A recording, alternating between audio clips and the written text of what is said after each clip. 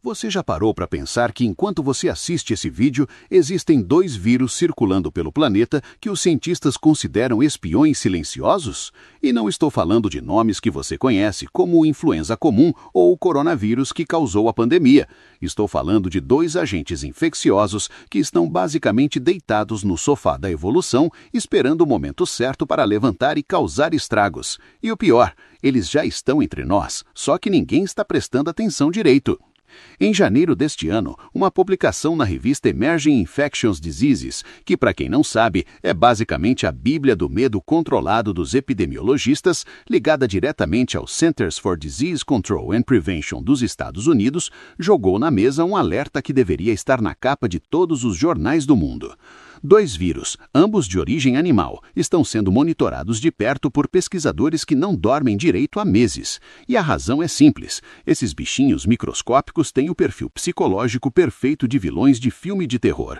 Eles são silenciosos, evoluem rápido, têm pouca vigilância médica ao redor deles e, o mais preocupante, já demonstraram que sabem como pular de animais para humanos sem pedir permissão. O primeiro deles é o influenza D.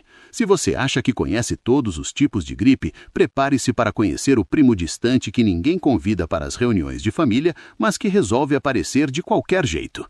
O influenza D não é novidade para a ciência veterinária. Na verdade, ele é praticamente um morador de carteirinha em rebanhos bovinos ao redor do mundo. Vacas, porcos, ovelhas, esses animais convivem com o vírus de forma tão rotineira que muitos produtores rurais nem sabem que ele existe. É como aquele vizinho barulhento que você aprende a ignorar até o dia que ele resolve fazer uma festa às 3 da manhã.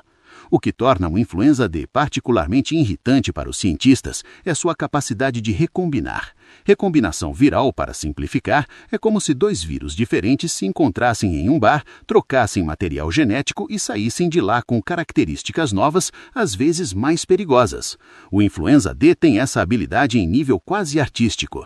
Ele já se mostrou capaz de infectar células humanas em laboratório, o que significa que a porta de entrada para a nossa espécie está aberta. Só falta o vírus querer entrar de vez. E quando um vírus que já domina populações enormes de gado decide que quer expandir o negócio, a gente tem um problema.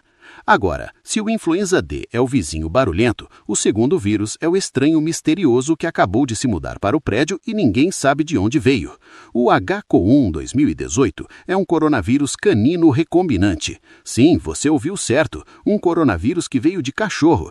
E antes que você olhe com desconfiança para o seu pet, saiba que a história é mais complexa do que parece. O HCO1 2018 foi identificado pela primeira vez em 2018, daí o nome criativo, em pessoas com infecções respiratórias na Malásia.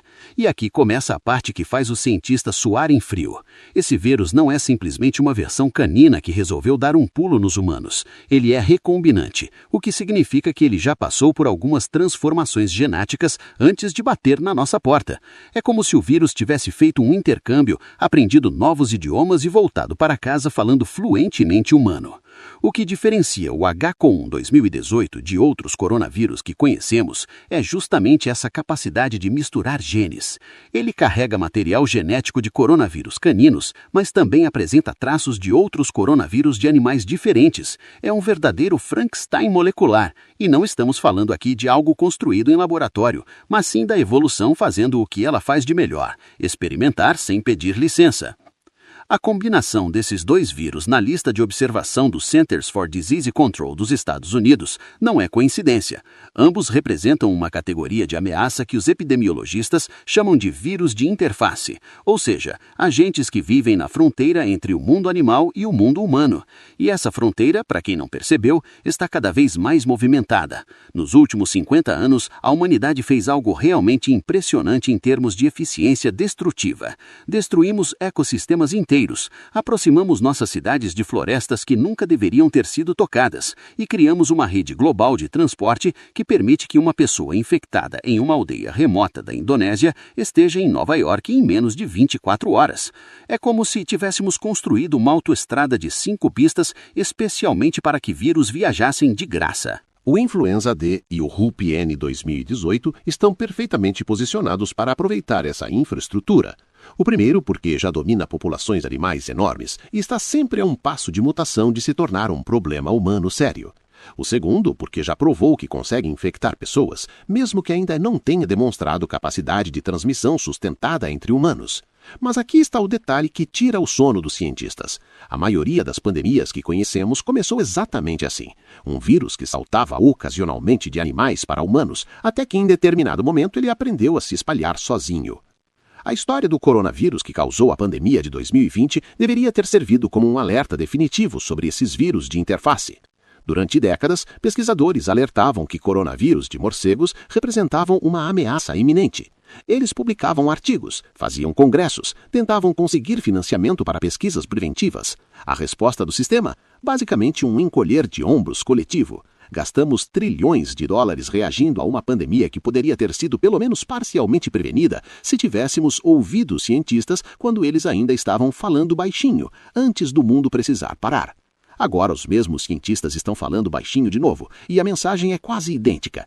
Temos vírus circulando que podem causar o próximo problema global, e estamos praticamente de olhos fechados. A vigilância para o influenza D é praticamente inexistente na maioria dos países. Produtores rurais não são testados rotineiramente, vírus de rebanhos não são sequenciados geneticamente com frequência suficiente para detectar mudanças preocupantes, e a transmissão de veterinários para animais e potencialmente para outras pessoas é uma área cega enorme. No caso do RUP-N 2018, a situação é ainda mais complicada porque estamos falando de um vírus que já infectou humanos, mas que ainda não tem um protocolo claro de monitoramento. Quantas pessoas foram infectadas desde 2018? Não sabemos ao certo. Quantas desenvolveram sintomas graves? Dados insuficientes. O vírus já sofreu novas mutações que poderiam aumentar sua transmissibilidade?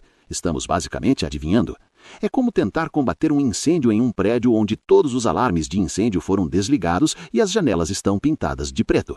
A revista Emergent Infectious Diseases não é conhecida por sensacionalismo. Quando ela publica um alerta, é porque os dados realmente justificam preocupação. E o estudo de janeiro deixou claro que não estamos falando de teoria conspiratória ou cenário de filme de ficção científica. Estamos falando de vírus reais, circulando em populações reais com potencial real de causar problemas reais. A única variável que falta é o tempo e a sorte. E aqui entra uma reflexão que vai além da medicina e da biologia. Nossa sociedade tem um problema crônico de gestão de risco. Somos excelentes em reagir a crises, mas terríveis em preveni-las. Construímos sistemas de saúde projetados para lidar com doenças que já estão acontecendo, não para impedir que elas comecem. Financiamos pesquisas que prometem curas imediatas, mas negligenciamos estudos de vigilância que poderiam nos poupar de precisar dessas curas em primeiro lugar. A boa notícia é que conhecimento é poder, e agora que esse alerta foi oficialmente lançado, existe uma janela de oportunidade para agir diferente dessa vez. Podemos investir em vigilância de rebanhos animais, sequenciamento genético rotineiro de vírus circulantes, treinamento de profissionais de saúde veterinária para reconhecer sinais de alerta. Podemos construir sistemas de detecção precoce que funcionem de verdade, não apenas no papel. Mas essa escolha precisa ser feita agora, enquanto esses vírus ainda são apenas potenciais ameaças, não crises ativas. Porque uma coisa é certa, se ignorarmos esse alerta como ignoramos tantos outros, não teremos desculpa quando a próxima pandemia bater na porta. E ela vai bater. A única pergunta é se vamos estar preparados para atender. Se você chegou até aqui, deixa o like nesse vídeo e se inscreve no canal Minidocs para não perder nenhuma história que a ciência está escrevendo enquanto a gente dorme. Ative o sininho para receber alertas sempre que publicarmos conteúdo novo e compartilhe esse vídeo com aquele amigo que acha que pandemia é coisa do passado.